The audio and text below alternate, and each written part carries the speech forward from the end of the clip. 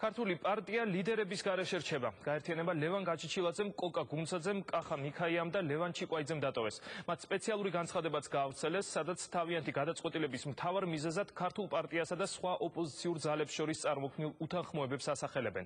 ჩვენ არ ვეთანხმებოდით, ხოლო რიგ შემთხვევაში არც მონაწილეობდით ბოლო პერიოდში ქართული პარტიის არც ერთ იმ გადაწყვეტილებაში, რომელიც ერთიანობის კურსზე წინააღმდეგებოდა. ამიტომ მივიღეთ გადაწყვეტილება, ვიმოქმედოთ დამოუკიდებლად, რათა მიღწეულ იქნა საყოველთაო თანხმობა, ნათქვამია განცხადებაში. რამდენიმე წუთის წინ კი უკვე ყოფილ თანაგუნდელებს წერილობით უპასუხეს პარტიაში დარჩენილმა ლიდერებმა. განცხადება ეროსი კიცმარიშვილის, სოზარ სუბარის, ირაკლი ოქრუაშვილისა და კოტე გოგელიას სახელით გავრცელდა.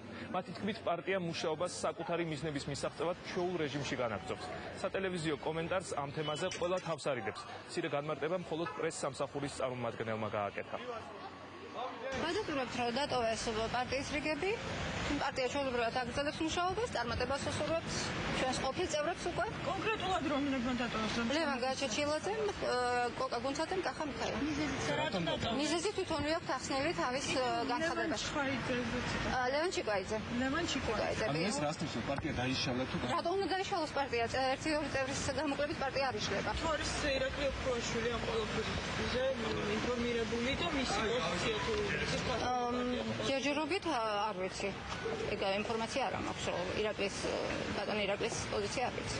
ეს ჩვენთვის ოფიციალურად დღეს გახდა ცნობილი და როდის მიიღეს გადაწყვეტილებას, იმათ უნდა გითხრათ. ანუ თქვენც გაიგეთ იგივე აი ამ მხრიდან, რომ როცა გაავრცელეს მათ შეეძლოთ განცხადება ასე გაიგეს თქვენ?